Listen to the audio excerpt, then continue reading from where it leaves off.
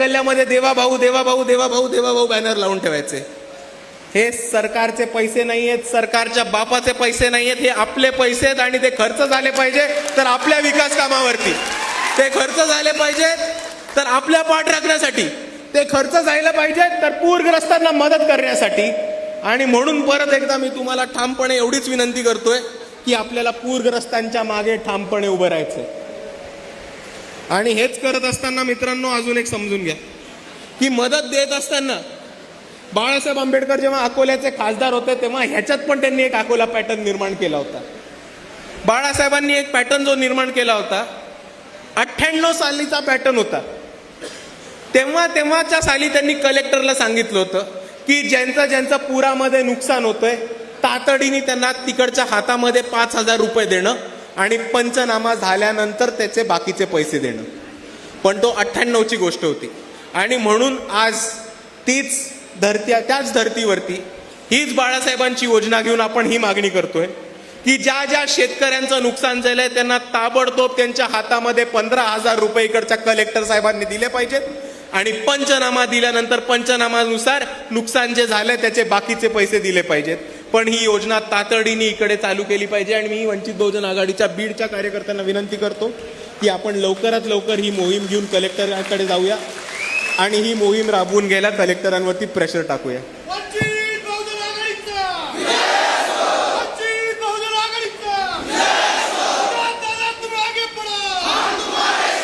आणि दुसऱ्या बाजूला इकडे अजून एक मोठा प्रॉब्लेम झालाय.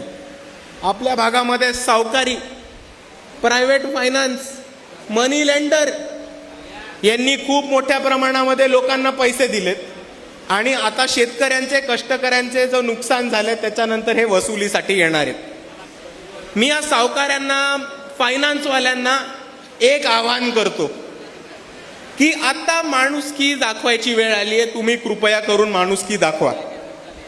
पूरग्रस्तांची हालत खराब झालेली आहे, अतिवृष्टीची परिस्थिती आहे, लोकांचं बऱ्याच मोठ्या प्रमाणामध्ये आर्थिक नुकसान झालेलं आहे. आणि ह्या परिस्थितीमध्ये फायनान्सवाल्यांनी आणि सावकारांनी वसुली करताना किंवा वसुली थांबवावी आणि ह्या लोकांचं पूर्ण कर्ज माफी करावी असं मी त्यांना सांगतो.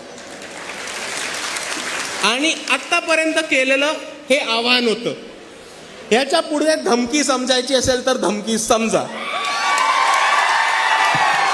पण जर हे फायनान्सवाले, सावकार या परिस्थितीमध्ये आपल्या गावामध्ये घुसले वसुली करायला तर ते गावाच्या बाहेर पडणार नाहीत एवढं मी तुम्हाला नक्की सांगतो.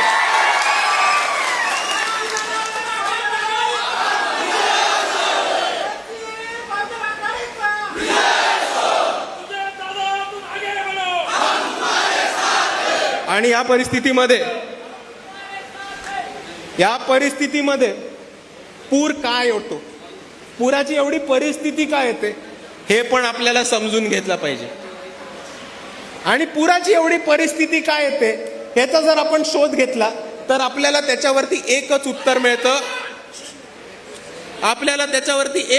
मिळतं की पाटबंधारे डिपार्टमेंट, इरिगेशन डिपार्टमेंट. सोपा विषय. ठिकठिकाणी छोटे धरणं बांधले असते, ठिकठिकाणी छोटे पाटबंधारे बांधले असते, ठिकठिकाणी छोटे बंधारे बांधले असते तर ही पुराची परिस्थिती टाळली असती.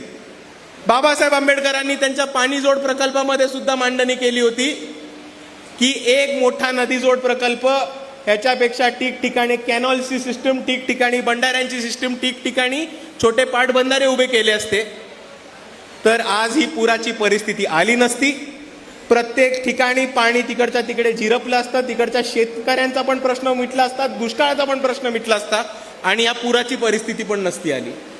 पण इरिगेशन डिपार्टमेंटचं बघितलं, पाटबंधारे डिपार्टमेंटचं बघितलं तर त्यांचं एक सोपं गणित आहे की छोटे छोटे बंधारे बांधून जितके पैसे कमवता येतात त्याच्याहून खूप जास्त पैसे एक मोठं धरण बांधून कमवता येतात. आणि मग महाराष्ट्रामध्ये 3-4 ठिकाणी जर मोठी मोठी धरणं टाकली नसती तर मग जाणत्या राजांनी महाराष्ट्राचं पाणी पश्चिम महाराष्ट्रामध्ये कसं फिरवलं असतं हा पण आपल्या सर्वांना प्रश्न पडला पाहिजे. आणि आपण या पाटबंधार डिपार्टमेंटचं बोलतो तर त्याच्याबद्दल एक समजून घेतलं पाहिजे, ह्याच्यामधनं बरंच करप्शन येतं. रेती माफिया येते, वाळू माफिया येते, पाणी फिरवलं जातं आणि खास करून साखर कारखानदारांसाठी आणि जिथे जिथे ऊसाची शेती होते तिथे दुष्काळी भागातलं पाणी फिरवलं जातं आणि त्याच्या ते पाणी फिरवल्यामुळे पण आपल्याला अर्ध्या महाराष्ट्रामध्ये दुष्काळाची परिस्थिती आणि अर्ध्या महाराष्ट्रामध्ये पुराची परिस्थिती हे दिसतं. आणि तुम्ही या पाटबंधारे डिपार्टमेंटचा इतिहास बघितला तर ते एकाच कुटुंबाकडे होतं. पहिले पदमसिंग पाटीलकडे होतं, पदमसिंह पाटलांकडे होतं, मग त्याच्यानंतर ते शरद पवारांकडे आलं आणि मग कितीतरी वर्ष ते अजितदादांकडे आलं. आणि अजितदादांनी त्याच्यामध्ये जो करप्शन केलंय, अजितदादांनी सिंचन घोटाळा जो केलाय तो वाचवण्यासाठीच तर सकाळी 6 वाजताची शपथ झाली मित्रांनो.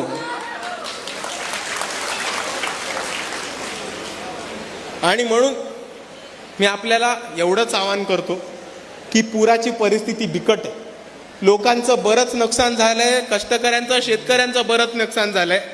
जिथे जिथे शक्य होईल तिथे तिथे वंचित बहुजन आघाडीच्या कार्यकर्त्यांनी तातडीने मदतीला धावून जावा एवढी आपल्याला विनंती करतो. आणि हेच बोलत असताना मला अजून एका विषयाकडे यायचंय. हे खूप महत्वाचा विषय आणि मला माहिती आहे, मला आपल्या जिल्ह्यामध्ये आपल्या तालुक्यामध्ये यायला बराच वेळ झाला, पण 1-1.5 वर्षापासून या विषयावरनं आपला तालुका आपला जिल्हा जळतोय, तो म्हणजे मराठा आरक्षणाचा विषय. मित्रांनो, आज एक खूप मोठ्या प्रमाणामध्ये एक मराठा वर्ग आरक्षणाच्या मागणी करतोय, गरीब मराठा आरक्षण मागतोय आणि त्यांना आरक्षण मिळालं पण पाहिजे, कारण मराठा समाजामधला एक खूप मोठा वर्ग हा गरीब आहे आणि त्यांना मराठा समाजाच्या नेत्यांनीच त्यांच्या समाजाला वंचित ठेवलेले आज ही परिस्थिती दिसते. आणि पण जेव्हा आम्ही हे म्हणतो की मराठा समाजाला आरक्षण मिळालं पाहिजे, तेव्हा आमची ही पण तितकीच ठाम मागणी आणि भूमिका आहे की मराठा समाजाला आरक्षण दिलं तर ते 50% वर, कारण ओबीसींचं ताट आणि मराठ्यांचं ताट हे कोणत्याही परिस्थितीत वेगळं राहिलं पाहिजे आणि मराठ्यांना आरक्षण दिलं तर ते ओबीसीच्या ताटातलं नाही.